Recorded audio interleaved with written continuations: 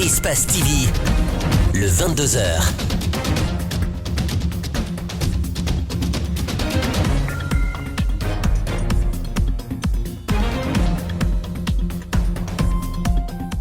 Nous sommes mercredi 21 août 2019. Bonsoir à toutes, bonsoir à tous.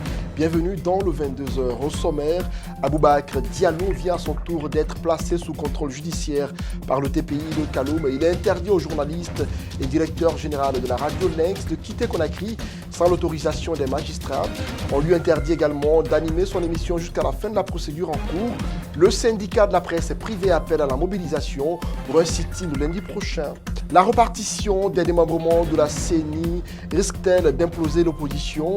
L'UFDG et l'UFR sont accusés de vouloir écarter les autres partis à leur seul profit.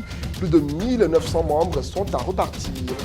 Nouveau cas de viol à Conakry, une fillette de 8 ans en a été victime. Ali Youla, âgé de la quarantaine, est le principal accusé. Il a quitté le quartier Yimbaya où l'acte s'est produit pour une destination inconnue. Les parents de la victime réclament justice pour leur enfant. C'est tout pour les titres. Encore une fois, bonsoir et bienvenue dans ce journal. Affaire Radio Lynx, ministre de la Défense. La justice a pris une nouvelle sanction contre le directeur général du groupe Lynx Lance après celle prise contre son PDG récemment.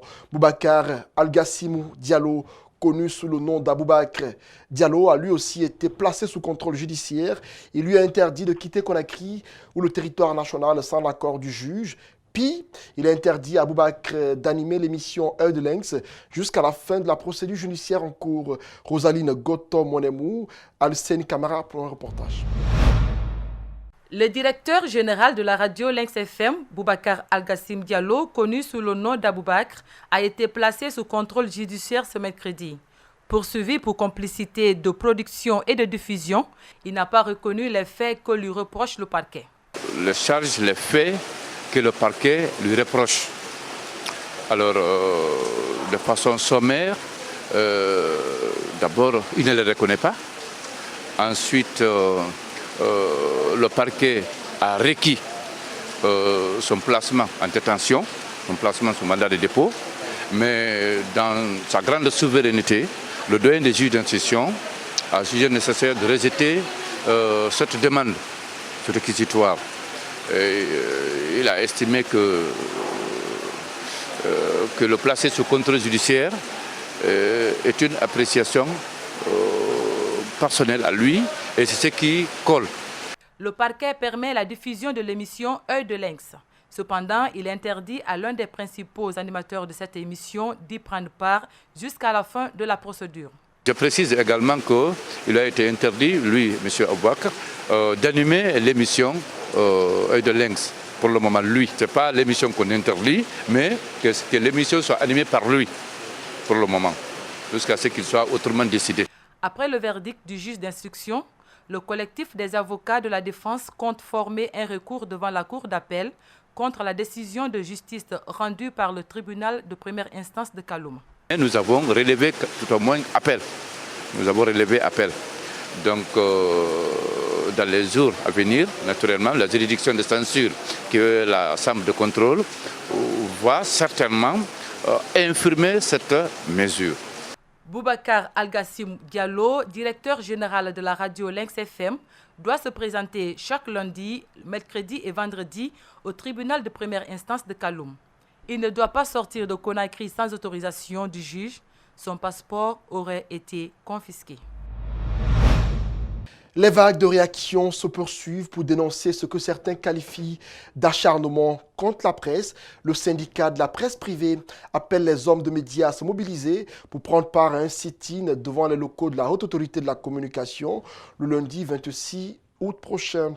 Sidi Diallo, le secrétaire général, était dans nos locaux ce matin. Elisabeth Dietlem et Aboubakar Keke Bangoura l'ont interrogé. La liberté de la presse menacée. Le syndicat professionnel de la presse privée de Guinée ne veut pas rester les bras croisés. Le lundi 26 août prochain, il compte interpeller le pouvoir à travers un sit-in devant le siège de la Haute Autorité de la Communication.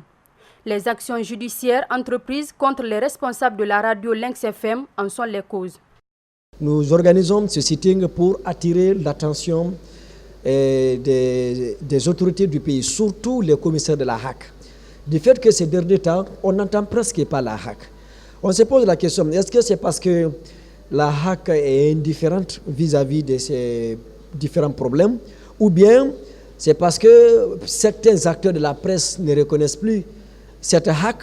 Pour lui, la loi L002 est piétinée en faveur de celle sur la cybersécurité, chose qui représente un danger pour la liberté de la presse. En 2016, le syndicat avait alerté, tout comme certains acteurs de la société civile, sur cette loi.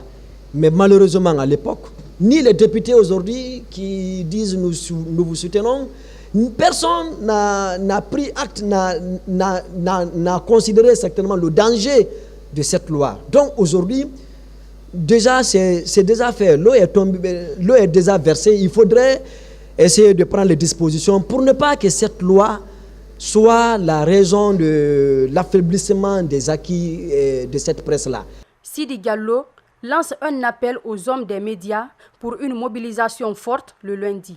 Nous organisons ce sitting pour attirer l'attention de tout le monde et puis demander à tout le monde de se donner les mains, de laisser ces guerres, de laisser ces rivalités, même à ces associations, à certains patrons, de laisser leur intérêt pour la cause noble, pour la profession. Sinon, à l'allure que je vois, je l'ai dit ailleurs, dans 1 an, dans 2 ans, la presse n'a plus d'avenir en Guinée. L'acharnement du pouvoir en place contre les hommes de médias ces derniers temps en Guinée est reconnu par plusieurs observateurs.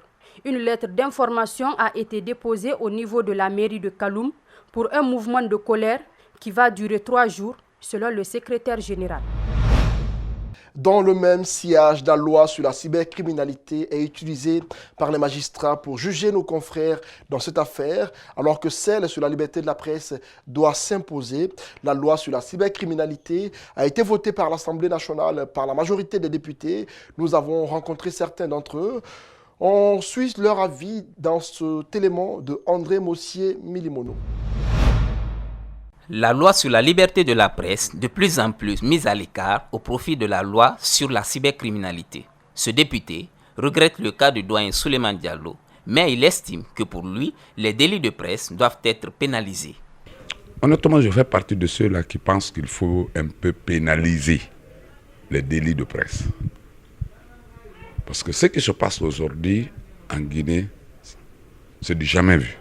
Cet autre député de l'UFDG estime qu'il y a une loi sur la liberté de la presse qui doit être utilisée pour sanctionner ce type de délit. La loi sur la cybercriminalité reste nécessaire pour le pays et c'est pourquoi les députés de son parti ont voté pour son adoption. Si le procureur l'utilise contre les journalistes, ce n'est qu'un autre acharnement du pouvoir contre la presse. La loi sur la cybersécurité était nécessaire. Notre monde est ouvert et ouvert à de nouvelles technologies dont il faut réguler les comportements. Ce n'est pas parce que cela a été fait qu'il faut justifier toutes les turpitudes actuellement de l'appareil judiciaire sur les médias. Lui, il s'est plutôt abstenu de voter pour cette loi sur la cybercriminalité. Il pense que cette loi était incomplète. La loi était un peu contradictoire par rapport à la loi mère qu'on appelle la loi sur la presse guinéenne. Si tu regardes les dispositions de cette loi et les dispositions de la loi sur la presse, tu verras qu'il y a une décontradiction. Le fondateur et PDG du groupe Lynx Lance devra désormais se présenter au tribunal tous les mercredis et vendredis jusqu'à la fin de la procédure.